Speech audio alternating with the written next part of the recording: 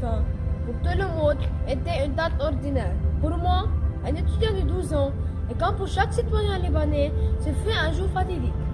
Pour nous, avoir survécu à la double explosion qui a dévasté plusieurs quartiers de Beyrouth, relève du miracle. Nous étions en visite à Beyrouth pour faire une surprise à ma mère. On se trouvait dans notre voiture sur l'un des parkings de la ville. Puisqu'il faisait chaud, mon père a baissé les vitres de la voiture et il a ouvert la porte pour sortir joindre ma mère. Et puis, il a eu l'explosion.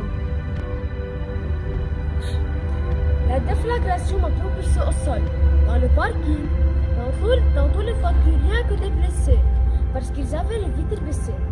C'est l'horreur de l'explosion qui a gravé à jamais dans mon cœur des souvenirs affreux. Malgré la violence des drames, en dépit du traumatisme subi, c'est avec un cœur tremblant et des yeux larmoyants, nous avons entamé notre marche pour relever le défi. Armés de force et de détermination, nous avons décidé d'allumer la bougie de l'espoir pour reconstruire de nouveau. J'ai plein confiance que mon pays redeviendra encore meilleur qu'avant. Vive Liban! Moi, pendant l'explosion, j'étais à l'école, donc il y avait une coupure d'électricité.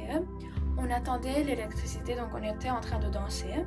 On partait vers le côté des fenêtres, mais tout d'un coup, tout s'explose. Toutes les fenêtres de la salle, il y avait du verre partout par terre. Et les fenêtres des autres salles de danse aussi, c'était tous cassées. Heureusement, rien ne s'est passé vu qu'il y avait un grand rideau qui nous séparait des fenêtres. Tout le monde était en pleurs, moi je paniquais beaucoup. Je suis descendue en bas et j'ai trouvé mon père qui m'attendait pour me ramener à la maison où on a retrouvé ma soeur et ma mère. Donc elles étaient en pleurs, elles avaient peur pour moi, mais heureusement rien n'est arrivé à la maison, ni à mes parents, ni à quelqu'un de mon entourage. Bonjour, je m'appelle Antine Salab.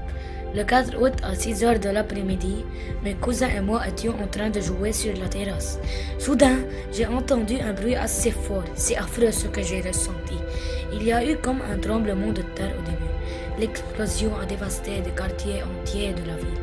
Les débris de verre tombaient du ciel à grand fracas. Aussitôt, ma mère nous appelait pour nous protéger. C'était une explosion. Au début, je n'ai pas compris ce qui se passait autour de moi. Je n'entendais que les cris et les pleurs de ma petite cousine. Épouvantée, j'ai couru à toute allure parce que je ne voulais pas mourir. Une fois à l'abri, je pleurais à chaudes larmes en tremblant de peur. Heureusement, ma famille et moi étions sains et saufs. De plus, le bureau de ma mère, qui se situe à proximité du port, était touché par l'explosion et les dégâts étaient considérables.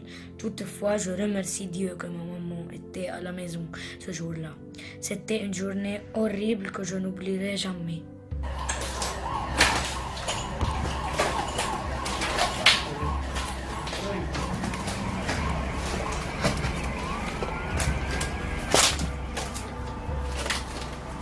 Je suis Youssef Aoudouane de la classe de EB6 du collège du frère Moulassal, au Liban.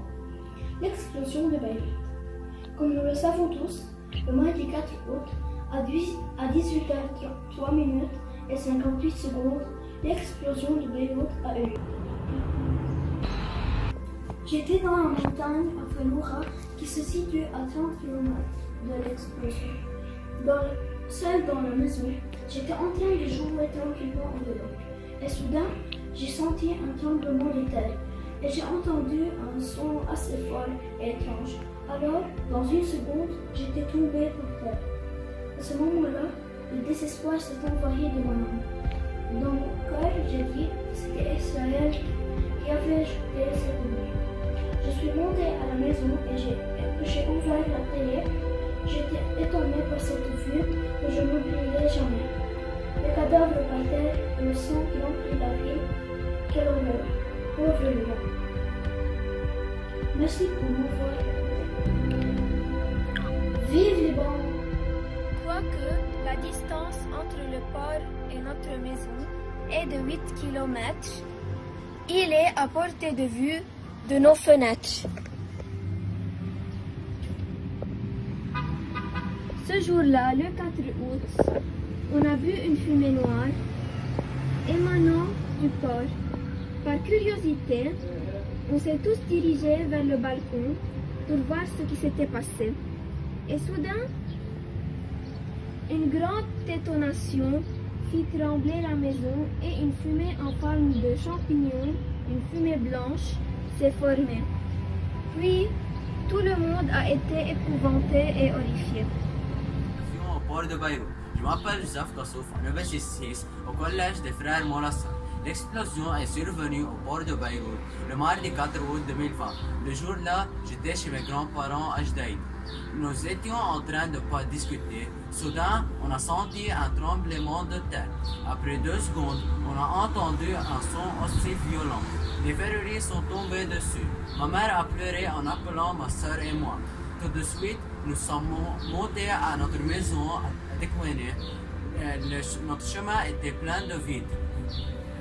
Le son de l'explosion ne quittait pas nos oreilles. Grâce à Dieu, nous sommes sains et saufs, car cette explosion a emmené des morts et des blessés parmi hommes, femmes et enfants.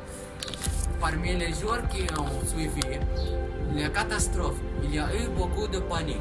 Beaucoup de meubles au Liban ont été soufflés par l'explosion. C'est dur, mais c'est plus dur de laisser le Liban. Enfant, j'ai grandi dans ce quartier et j'ai vécu 12 ans. Le Liban, tu le quittes, mais tu ne le laisses jamais tomber, car je suis libanais. Bonjour, je m'appelle Jean-Jo. J'ai envie de vous parler à propos de l'explosion de Beyrouth. Le mardi 4 août 2020, et comme beaucoup de Libanais, j'ai entendu un bruit d'avion assourdissant et j'ai vu du port de Beyrouth un monstre de feu qui fuse et se muse en une sphère vaporeuse qui enfle. Dans un rugissement d'apocalypse, un raz de marée de gaz engloutit la capitale, fracasse tout dans sa course. De ports, les maisons, des immeubles, les voitures. Plus de 100 personnes ont perdu la vie.